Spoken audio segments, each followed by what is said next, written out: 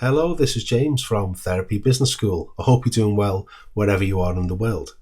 In this video, this is about how to actually get paid by your clients. Now, in the last two videos, the first one was about when you should get paid, and I'll put a link for these on the side. So when you should get paid, then it was how much you potentially could get paid or should get paid. This is about actually taking the payment itself. Now, as I'm talking about this, I want you to have a think about when you see your clients, or even if you're not qualified yet, how you will see your clients. Have a think about how you're going to do it. There's essentially four different ways. One is if the client is going to be with you physically and they've got their card with them. Another alternative could be the client is physically with you but they don't have their card. Another alternative could be if you're working online. So the client is not physically with you and they're in possession of the card, or if they are not physically with you and they are in possession of your card. All right. So I'm going to talk about some different softwares that you can use. I'm going to keep the jargon down so it's very, very easy to understand. I can't stand jargon. I like to simplify things. And I want you to think about what the dynamics are for you, how this is going to work for you, and what might be the best fit for you. But you also have to think from a customer or a client point of view, what one are they most familiar with and most comfortable with? All right. So there's a few things. I'm going to share my screen. I'm also going to talk about the cost of these things. And I'm also going to talk at the end about some free options. So stick around for that one. I'll put chapter titles along the bottom of this video so you can jump to whichever one you deem most relevant for you. So let's get on with it. I'm going to share my screen, and first one we're going to talk about is PayPal. Now, PayPal is the most recognized one that people will be most comfortable with. It's been around for years, and on this screen that I'm showing here, it's about what the cost is going to be per transaction. Now, the way this works is that if you're using a software to help you get paid, generally, there's a cost implication around this. All right. Now, I'm going to talk about a thing called software and hardware. Software is like something electronic that you can download, like a bank app or whatever this may be. A hardware might be a bit of kit you physically need to buy, like a card reader. Okay, so a card reader would be hardware, but maybe PayPal, because it's all online, it's all digitized, that's a software. All right. So on PayPal here, it's saying that this is the rate. Whatever you earn, they take 1.2% of the money or more, depending what it is, if it's a QR code. Now, PayPal, I certainly use PayPal with my business, and it's something that customers are most familiar with. There's less resistance over this. The problem I found with PayPal is it can be a few days before I can access the funds after they've paid. So for me, that's a con. And what I should say as well, any software or anything that I refer to, I'll put links in the description below for it as well. So you can just click on that and check it out yourself. So this is the PayPal one. Now, it's not very user friendly to read, but it's very, very easy to set up when you do get set up. If I was just to scroll down here, you can see all these different boxes depending on what you're doing. They don't really make it easy to read. All right. So PayPal, you're likely to get the least amount of kickback with this. Now, the next option is one that's called Stripe. Now, Stripe is another payment option, another one that I use as well, and it's very, very good. Your web designer can get you a link that puts it on your website. It makes it all automated, the same as PayPal is. It's very, very easy, and as it says here, you can get started in minutes. This is the commission rate, or what Stripe will charge you per transaction. You'll hear words like transaction and commission for these kind of things. This is like the business talk. This is what they call it when you get charged for using their facility to get paid. All right. Now, if I scroll down here, these are some of the perks with Stripe. Now, Stripe is very, very popular. Everyone's heard of PayPal. Not everyone has heard of Stripe. But again, there's less kickback with this. So these are some of the things that I can do. and I would recommend Stripe as a viable option. So the next one I want to talk about is called Go Cardless. Now, Go Cardless is more for people who, say for instance, someone is like on a subscription model, and what I mean by that is someone who is paying something on a regular monthly payment. So Go Cardless is a very, very good one for that kind of thing. And you can see the perks here. For the standard, there's no monthly fee. For the plus, it's £50 a month, and for the pro, it's £200 a month. But let's just go down and see what it offers. So here you can see the standard, the plus, and the pro all offer the same thing. You can collect recurring and variable payments, and you can read this yourself. You don't need me to read it to you. And then the further on down the list you get, it has other features. So again, I'll put the link for this in the description so you can check it out yourself. But Go Cardless, not so good, I'd say, if you're just seeing a client one-to-one. But if you have got like a subscription model or someone's paying monthly for this kind of thing and it's ongoing, this may be a good fit for you. Now, the next one I want to talk about is one called Square. Square is where you're going to need some hardware. Now, the hardware is a card reader. And there's different types of card reader, and I'll show you them on here. But first of all, let's just go down and see what they offer.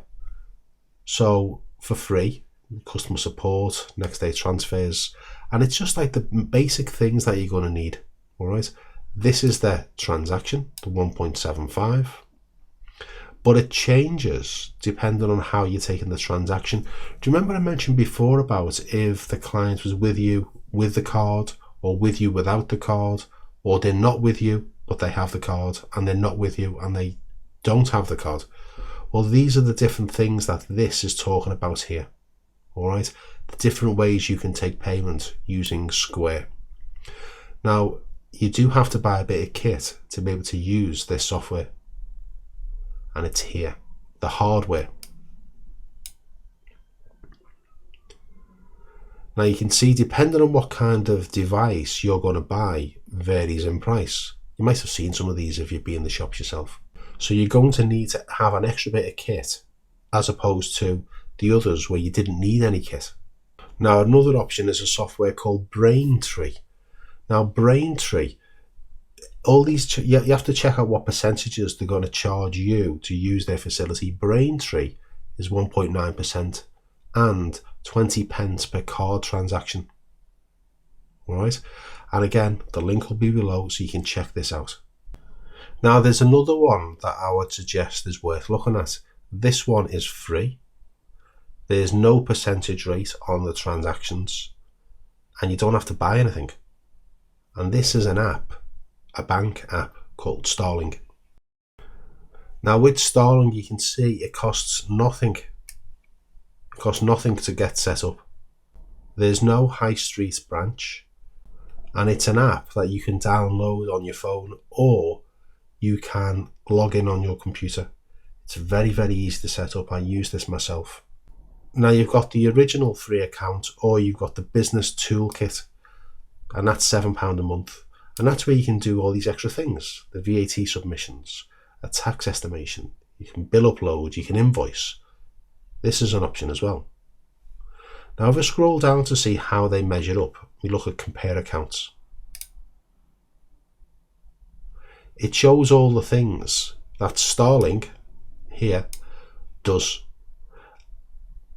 Now you can see it's all green ticks compared to all the other banks, compared to Monzo, Revolut, NatWest, Barclays, this kind of thing. Now, it doesn't do credit cards, so something to be aware of. But a thing that I do like about Starling is it will give you an option of which bank account or which kind of bank might be best compared to your business needs. So if we're looking here at your business needs, let's say we were going to click some of these. So let's say you wanted, I'm just going to randomly click these. If you wanted 0 UK transfer fees, you wanted 0 ATM fees, you wanted customer support, you wanted business spending, 0 fees abroad, and 100% mobile sign up, and a mobile wallet. Let's click on the results and see what Starling suggests might be a good fit under those criteria. So it's saying, okay, Starling is the best one, and Monzo, and then Barclays, and then Revolut, and then the list goes on and on through to the Royal Bank of Scotland business bank account. Now, Starling is a fantastic one to use because you can create a thing called spaces in it, and I'm going to show you the back end of my account. So I've blanked out some of the details so you can't see actually how much money is in my account using Starling, but these things here are called spaces. All right, now you can create them yourself, and this is the way I divide my account up. So if I get paid £100, 10% of it goes into my 10% fund, 10% goes into my growth for CPD or continuous personal development, 10% goes in the cash buffer, that's like for a rainy day fund, 25% goes into my tax part, and the remainder goes into my income. And this keeps it very, very separate from my personal bank account, and this is a big one I would suggest. Keep your business bank account separate from your personal bank account. It makes things easier when it comes to tax and your accounting. And these images here, these pictures, these are the ones that I created, just so when I go onto the Starling app, it helps me identify which one is which. But I would recommend Starling as a really good option. Again, there'll be a link in the description below. Now, there's another bank account called Monzo. This is also another online platform. This is really good. It works very, very similar to Starling. When you get paid by Starling, your phone gives a nice cha-ching noise, and the same with Monzo as well. And it's nice to hear the little cha-ching because then you know a client is paid. So if I was going to work with a client and I didn't want to use PayPal or Stripe or any of the other ways that I've spoken about, what I'll do is I can send the client details of my Starling account, and it's easy to do. You just go on the app and you send your details to that number, and then the client is able to pay you using your details that you've sent them. All right, and then the Starling app gives a little cha-ching to let you know you've been paid, and you can work out your invoices. Now, the same is said with Monzo. And if we just go back to the Starling page as well, you'll see on there that as I scroll down, on the overall service quality, Monzo and Starling are both joint first with 81% customer satisfaction.